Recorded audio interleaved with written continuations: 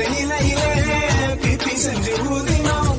பள்ளிக்கூட பாடம் மறந்து பட்டா மூச்சு தேடினோம். தண்ணிப்பாம்பு வரப்பில் வர தலை தெரிக்க ஓடினோம்.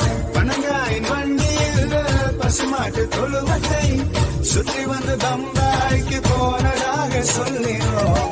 அடடா வசந்தம்